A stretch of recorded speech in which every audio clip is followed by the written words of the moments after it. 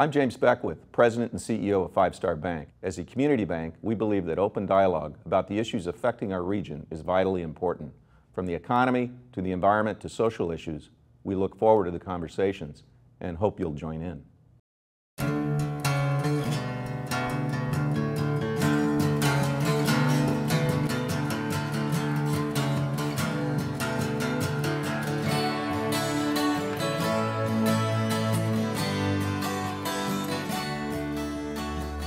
According to the recently released U.S. religion census, Islam is the fastest growing religion in the country. Muslim Americans participate in all aspects of the American experience, from passing laws in Congress to daily life in our local communities. However, since 9/11, many in the Muslim community have felt under scrutiny and suspicion that others have not had to bear. What's it like to be a Muslim in America today? And what questions are fair to ask of any American citizen, and what's out of bounds? Joining us today is Bassem El-Kara, the Executive Director of the Sacramento Valley Chapter for the Council on American-Islamic Relations. Welcome to the program. So, who is the American Muslim today, Bassem? The American Muslim is your neighbor, your doctor, the engineer, the person that's building your roads in California. There's probably thousands of Caltrans engineers that are Muslim. Folks that are building your hospitals, CEOs in Silicon Valley, law enforcement officers, FBI agents. I mean, you name it, you have Muslims in almost every field out there. Could be your corner store owner and so forth. So American Muslims are a part of the society, and a lot of times you can't even tell who's Muslim and who's not, unless someone has a beard or wears a religious attire, but most don't. And so it's very difficult to tell who's a Muslim. Well, let's talk about that, because you're right. Muslims run the breadth of the American experience. So in the years since 9/11, what do you think 11 years later drives this continuing discussion on whether Muslims are a part of this nation or not? I think the American Muslim community is realize that they need to do more outreach to let folks know who they are, that they're part of the society, they're part of the fabric of the society. And so you saw an increased effort after 9/11 that Muslims before 9/11 didn't really reach out that much. It was especially the generation that came in the 80s and the 90s where they came here as students, the mosques were already established, so they kind of stuck with their own community. After 9/11, that generation realized that, what, we have to let folks know who we are, what we stand for, and that we're part of the society as everyone else. I want to ask you, do Muslims generally feel safe in this country after 9/11? They do, but whenever a shooting takes place, of course, just with the recent shooting at the Sikh temple in Wisconsin, folks were concerned, especially there was a large religious gathering that was going to take place a few weeks later. So it was in the minds of many parents about having large gatherings in the Muslim community. But in general, we've been very safe in this country, aside from a few hate crimes here and there. But unfortunately, most of the hate crimes that have taken place since 9/11 have been targeted against the Sikh community.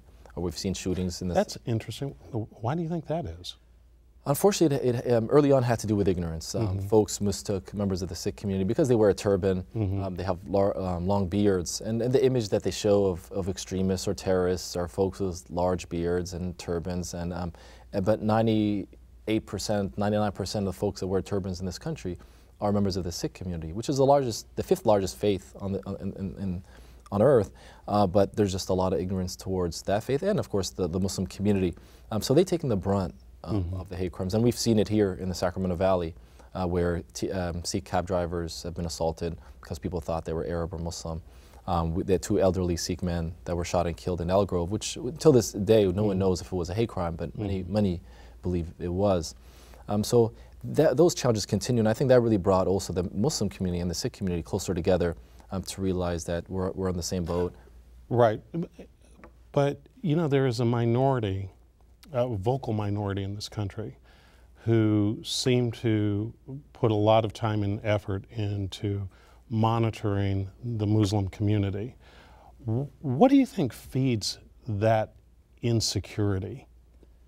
Well, I think folks are afraid that the American Muslim community is growing. It's the fastest growing faith in this country, and folks are afraid that Muslims are going to change policies. They're going to change foreign policy. And I think that's one of the main drivers, is folks that are afraid that with the increased civic participation of the American Muslim community, they're going to start changing foreign policy. Well, actually, one of the arguments that has come up is that the American Muslim community is becoming more politically active in order to impose something called Sharia law on the United States. And if you could, just explain to me what Sharia law is and what the concern is.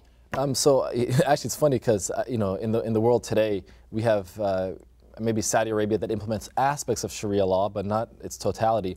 But Sharia law has to do with your basic praying 5 times a day, inheritance laws, divorce, marriage. I mean, similar to Judaic law.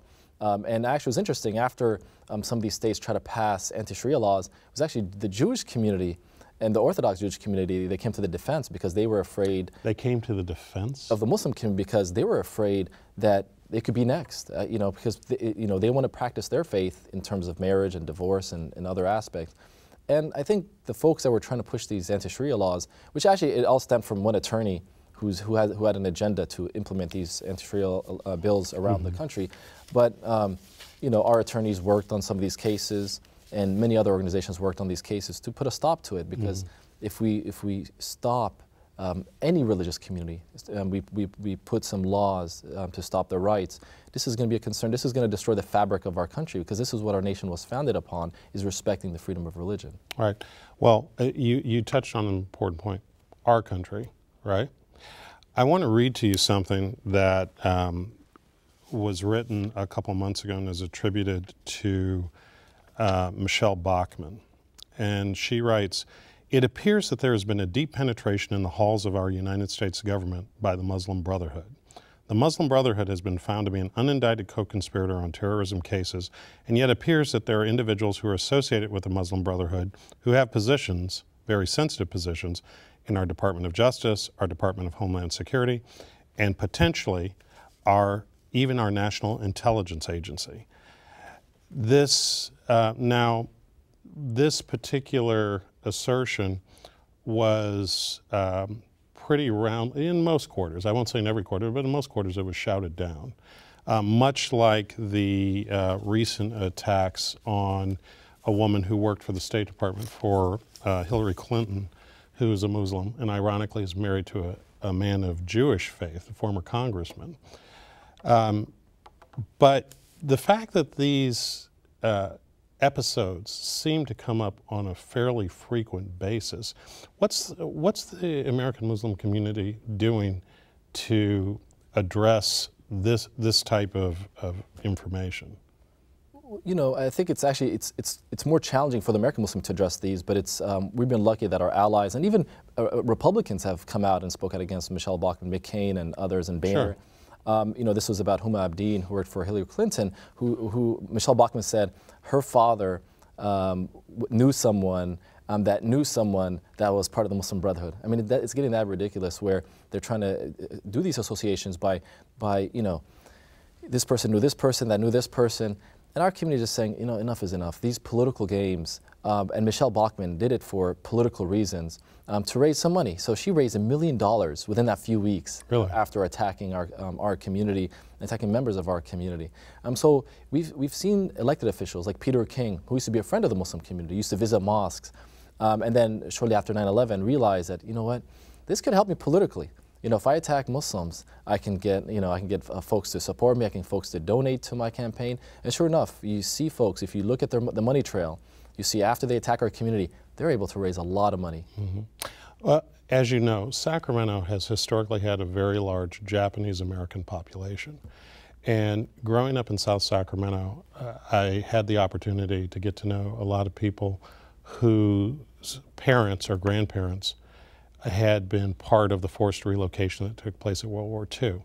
And I remember one of the conversations with a friend of mine's parent years ago where he said, Scott, you can't disprove a negative of something that has not taken place.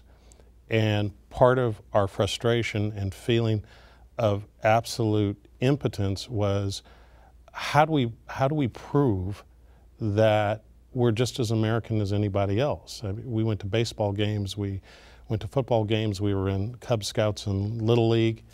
How do you do that? Is the feeling of the American Muslim at all similar to that experience that was related to by this Japanese American? Very similar. As we say, while the Japanese Americans were physically interned during World War II, after 9/11, American Muslims were psychologically interned. And I think that the Japanese American community knew what the American Muslim was going through, more even than the Muslim community, because they were the first ones to reach out to the American Muslim community. I remember in the Bay Area, there was an Islamic school where they made the Japanese American Citizens League made thousands of origami and put it at all the windows of the school, covered all the front windows of the school to show solidarity. And they came to us and said, "We know what you're going through. We're here for you. We've gone through this before. And you have friends, you have allies." And then the African American community, the Latino community, the Jewish community, so many communities came to the Muslim community and said, "You know, we're here for you. We know what you're going through." I'll never forget when I was a student at Berkeley, right after 9/11, a white Caucasian woman came to the table of the Muslim Student Association that was on Sproul Hall, and she came and brought flowers. She came and brought flowers and said, "I know you're going through. Your fellow Americans are here with you to support you." And of course, at the same time, there was clubs on campus that were attacking Muslims and calling for war and so forth. But I think that woman's gesture of those, bring those flowers to the table will, the students will never forget that. The Muslim students will never forget the kindness and love that was shown by so many of our fellow Americans after 9/11. Well, as what often happens, whenever you're part of any group whatsoever and something bad happens, there's a tendency to say, "Oh my God, I hope no one from our community is involved." And you kind of take a breath and hold it until you find out. And either it's, "Oh my God," or, "Whew."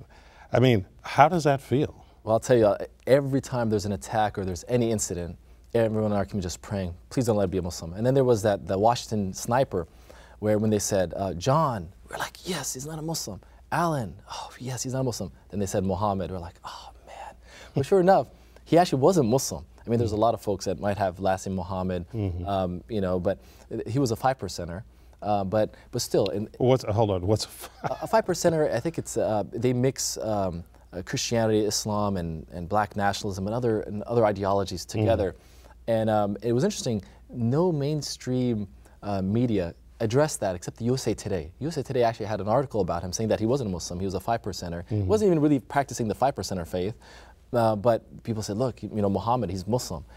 So unfortunately, after every incident, we're just holding our breath and praying that it's not a Muslim, because unfortunately, after each attack, overseas or here, it affects our community. Well, and part of the reason that I think that this is such a volatile issue is because I think that people search for trying to figure out who's on what team.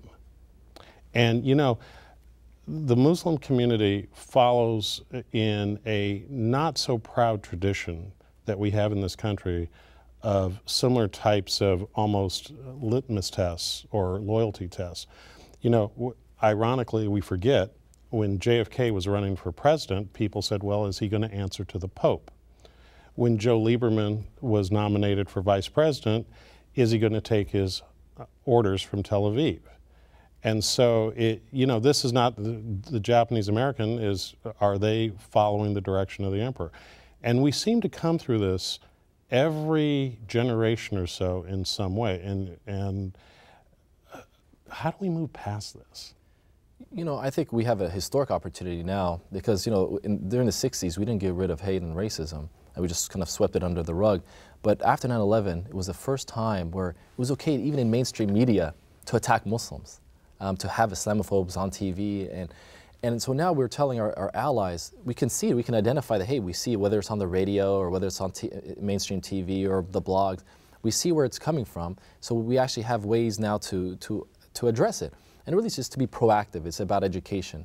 And to reach to folks before they reach them, making sure we're working with the churches and the synagogues and the mosques, educating folks out there. And I think that's what we've been doing is the diversity trainings, going to law enforcement agencies, going to churches, going to synagogues, and addressing the issues and not holding back. You know, not coming in there trying to paint a rosy picture about Muslims. Right. We know that there's issues. There are issues. And when we have an open and frank conversation about what's happening in the Muslim world. People are shocked. I mean, I'll tell you, I'll never forget one incident where I spoke at a synagogue, and afterwards people were like, "We didn't think you were going to be so frank with us. You know, we were just so surprised you were so frank with us." And I tell folks, when we address these issues, we have to be honest. Well, let's have one of those open and frank conversations now. So, I've talked with a couple of folks, and when they talk about your organization, CARE. It's funny because there's a tremendous amount of support for CARE in a lot of different quarters. However, your critics are very, very passionate. And they essentially say that the organization takes money from overseas terrorist organizations. But the most important thing, what they hang their hat on, is they say that CARE will not renounce or repudiate the work of this group, Hezbollah. What's your response to that? You know, CARE's track records, it's on the website. You know, folks have been saying that. And then I'll show them the press release that we sent out condemning suicide attacks. And we were actually probably the first to condemn suicide attacks back in 1995, a year after we started. And I can show these folks these press releases, and they still won't buy it. But specifically, do they identify Hezbollah?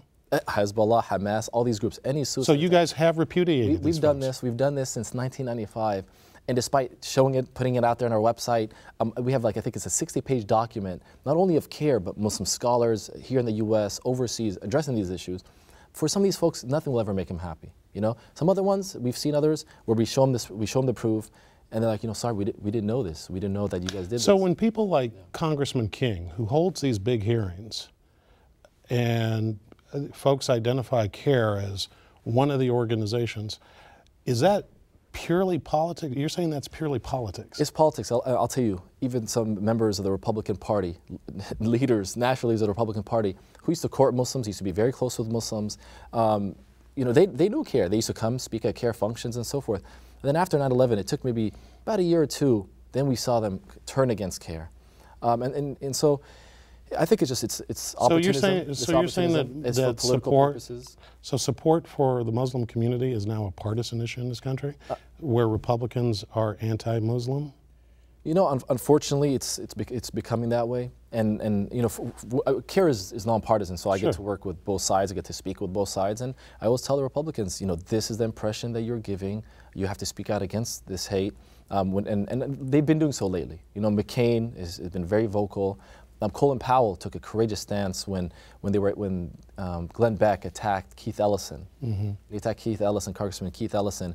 You know, Keith Ellison, unfortunately, has taken the brunt of a lot of this hate.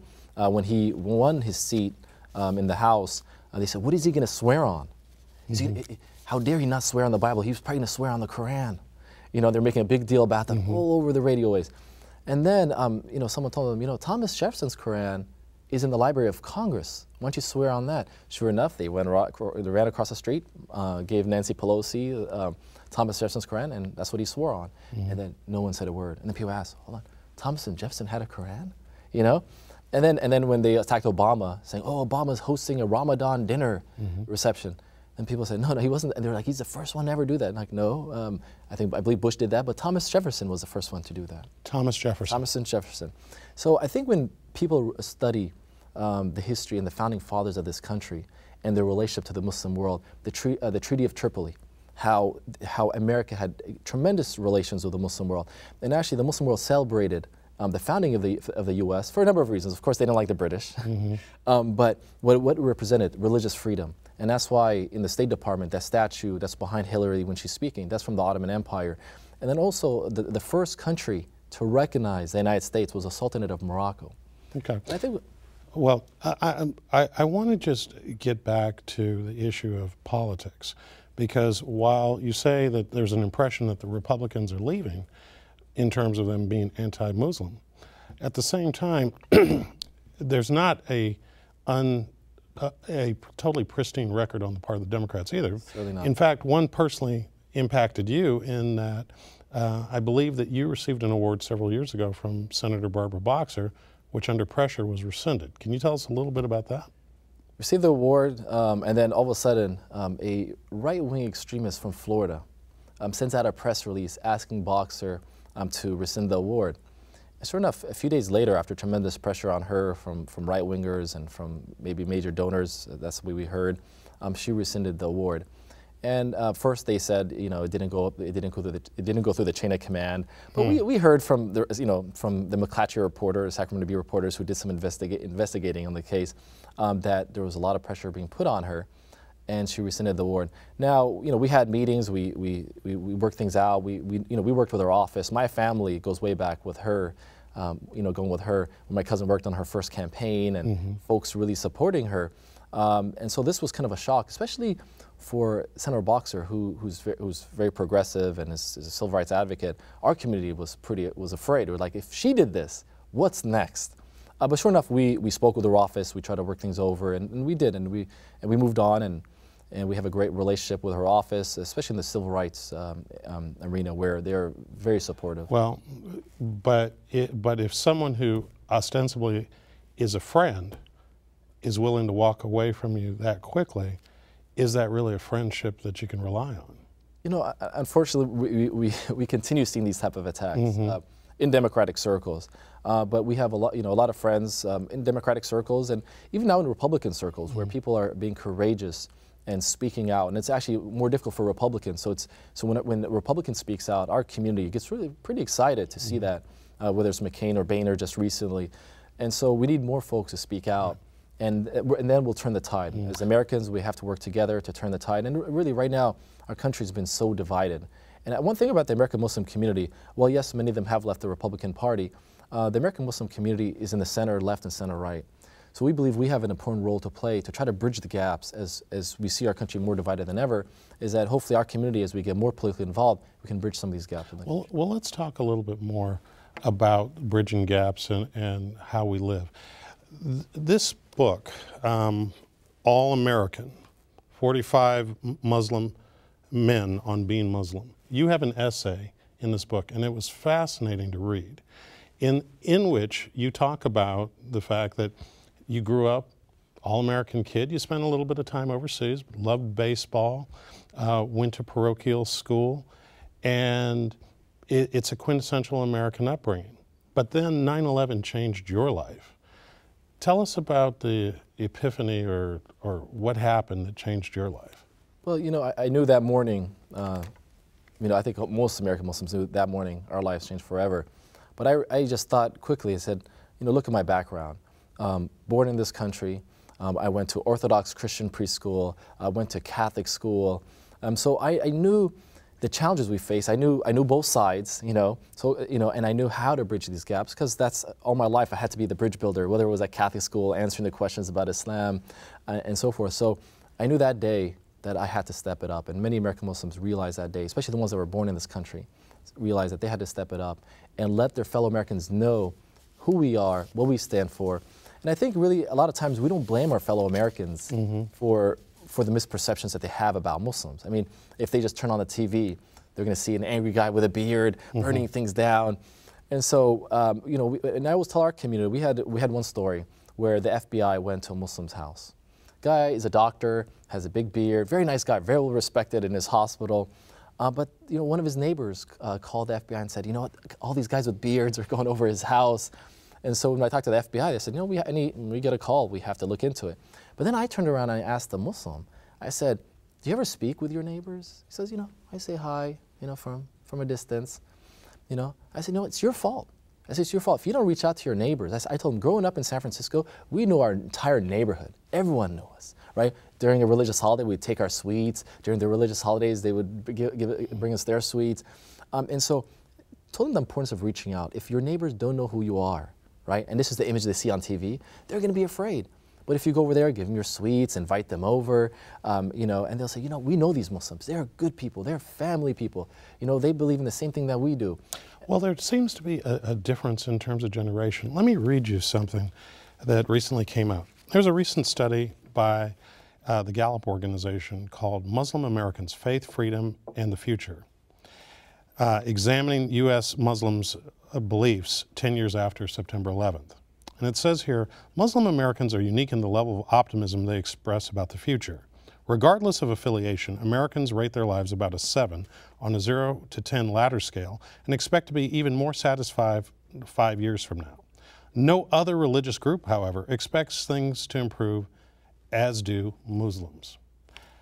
So while there have been challenges in the post-9/11 era, it sounds like that the community is fairly hopeful, and that especially that the younger generations are really stepping forward in a way that hasn't happened in the past. Can you tell us a little bit about that in our final moments? American Muslims, you just look around the community where they're building Islamic centers, American-Islamic centers that are catering to the American Muslim community, and not catering to a country overseas or folks that came from overseas. Mm-hmm. People realize, many of the immigrants realize that maybe after 5 years, like, oh, eventually we'll go back home, right? And then after a while, some people try to go back to their home countries and then realize that, we're actually American, mm-hmm. Our children are American. Mm-hmm. We're so used to America, and we're so used to the religious freedom of America that, we can't live here. And many of them came back to America because in this country, I would say that you can practice your faith better than any other so-called Muslim country in the world. And unfortunately, Bassem, this fascinating conversation, but we're going to have to leave it right there. Really appreciate you coming and hope that we will see you again and we can continue the conversation. Scott. Well, that's our show. Thanks to our guest, Bassem El-Kara, and thanks to you for watching Studio Sacramento. I'm Scott Syfax. See you next time right here on KVIE.